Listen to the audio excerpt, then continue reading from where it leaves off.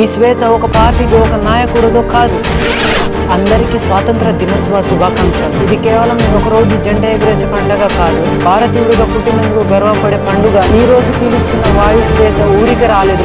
మనకు స్వాతంత్రం ఒకరిద్దరు ఇస్తేనో, ఊరికి దయదలిచి వదిలేస్తేనో రాలేదు. దాని వెనకాల వందల సంవత్సరాల పోరాటం, వేల మంది అమరవీరుల రక్తం, త్యాగం ఉన్నాయి. గాంధీ క్విట్ ఇండియా అనగా ఆగస్టు 15, 1947 బ్రిటిష్ వారు మనకు స్వాతంత్రం ఇవ్వలేదు. క్విట్ ఇండియా ఉద్యమం జరిగింది 1942లో, స్వాతంత్రం వచ్చింది 1947లో. రెండింటికి 5 ఏళ్ల తేడా ఉంది. కాబట్టి ఒక క్విట్ ఇండియా అనగానే స్వాతంత్రం రాలేదు మనకు. దాని వెనుక సుదీర్ఘ పోరాటం ఉంది. చరిత్ర అంతా సింపుల్ గా లేదు. 1857లో బ్రిటిష్ పాలనకు వ్యతిరేకంగా భారతదేశంలోనే భారీ తిరుగుబాటు జరిగింది. అప్పుడు మన దేశం మన చేతుల్లో లేదు.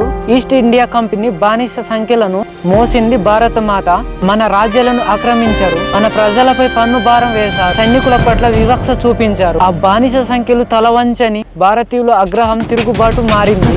సుభాష్ చంద్రబోస్ ఇండియన్ ఆర్మీని నిర్మించి బ్రిటిష్ సామ్రాజ్యాన్ని సవాలు విసిరారు. భగత్ సింగ్, అల్లూరి సీతారామరాజు, సుభాష్ చంద్రబోస్, ఝాన్సీ లక్ష్మీబాయి, ఐఎన్ఏ సైనికులు.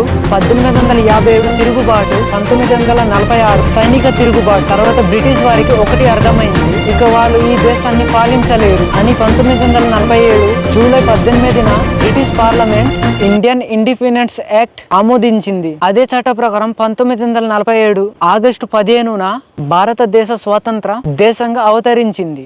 ఈ స్వేచ్ఛ ఒక పార్టీదో ఒక నాయకుడిదో కాదు, తమ కుటుంబాలను, జీవితాలను దేశం కోసం అర్పించిన వారిది. జైలు కూడు తిని ఉరికంబని ముద్దాడిన అమరవీరులది. ఈ దేశానికి స్వాతంత్రం ఎవరో ఇచ్చిపోలేదు, ఎంతో మంది వీరు త్యాగాలతో స్వాధింపబడింది. ఈ స్వేచ్ఛని కాపాడుకోవడం, దేశాన్ని ముందుకు నడిపించడం మన అందరి బాధ్యత. జై హింద్.